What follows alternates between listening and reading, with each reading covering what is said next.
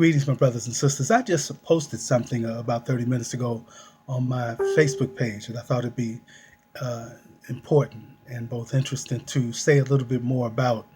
The post began with the words, Black people in America are not progressing, but we are regressing.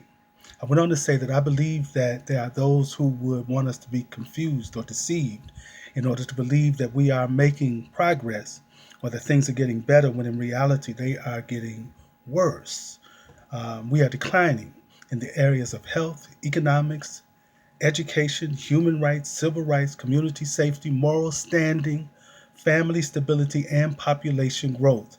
And it's interesting to note that by the year 2050, continental Africa, the population, will grow by double. It will double from about 1 billion to 2 billion people. Well, at the same time, African American population will remain the same, which is strange because you would think if it's doubling there, it would double here. And I think that it's not doubling because we are in some ways being kept down. Our population is being kept down. That might be a reason for the level of crime, and that might be a reason for how some things are chemically or environmentally placed in our communities in ways that inhibit us. And there may be another reason. It may just all be some conspiracy thought in my mind and not be in reality. But the point is, the projections say that the population of African Americans will not grow. It will stay at about 13% over the next 34 years, whereas with Asian and Hispanic population, it will continue to grow. And with the European population, because of the growth of Hispanic and Asian population, along with the African American population, Europeans will become the minority in terms of, or rather, they won't be the overwhelming majority, but they will be the largest group of people in America. Not just that, but we also need to realize that we have not been responsible to utilize the wealth that we have. Black folk in America earn $1.2 trillion, and we are not using our wealth in ways that will benefit us, our own people, our own communities. You may or may not know that every $1 billion creates 30,000 good jobs. Every $1 billion creates 30,000 good jobs.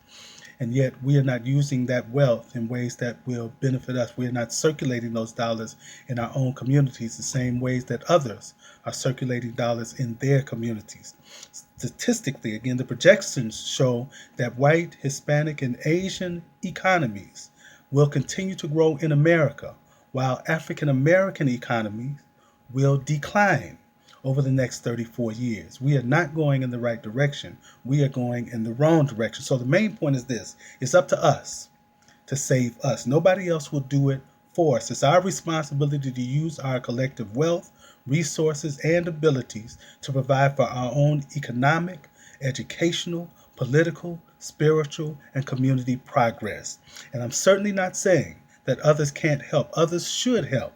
But we can't depend on others to do for us what we must do for ourselves. So we must take the main responsibility. We must use our time, our abilities, our resources, our institutions, our positions, whatever we have to better ourselves. And we can't help, or rather expect others to help us make our communities safe, protect our families, protect our streets. We have to take the responsibility for that. And yes, we can utilize the educational system, but we must be responsible in controlling the educational system that influence the minds and the lives of our children. We have to hold Saturday schools, and we have to use our churches and other institutions in ways that will benefit and build up our communities. We call out to God. We pray to God. God, help us. But at the same time, God is saying, I've given you $1.2 trillion. Help yourself. And I think that's where we are right now. That's what we must do. We've got to unify. We got to stop tearing each other's down. If you think somebody's leadership or somebody's institution is not doing what you think it ought to do, you do what you call to do.